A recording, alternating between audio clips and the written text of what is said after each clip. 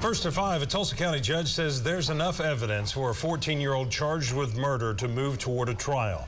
The next step is to decide whether the suspect is tried as an adult, a youthful offender, or juvenile. Jakoby Lee-Golston is charged with running from police in a stolen car, running a red light, then crashing into a car, killing 22-year-old Andrew Berryman.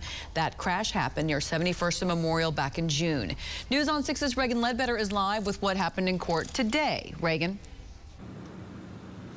Craig and Lori, Tulsa police investigators testified data from the stolen car showed Jakoby Lee-Golston was driving 80 miles per hour, not braking, and had the gas pedal to the floor when he crashed into the car where Andrew Berryman was the passenger. Now, the man driving that car testified he and Berryman had just left work and were heading to the mall to buy some shoes.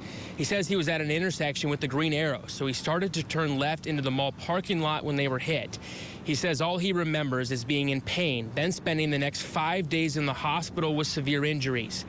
Now, an officer testified this all started when the city's flock camera system alerted officers about a stolen car near 71st and Memorial. The officer spotted the car and followed it into an apartment complex and tried to detain Golston and two others, but they took off running. He says Golston and another teenager ran around the complex, then got back in the stolen car and sped away. Officers say as they were trying to catch up to Golston, he crashed. Right now, Golston is charged as an adult with first-degree murder. There's going to be some psychological studies that are done, some evaluations, and additional evidence will be presented about his past history, his mental condition, and the judge will have to determine what's in the community's best interests in terms of public safety and rehabilitation.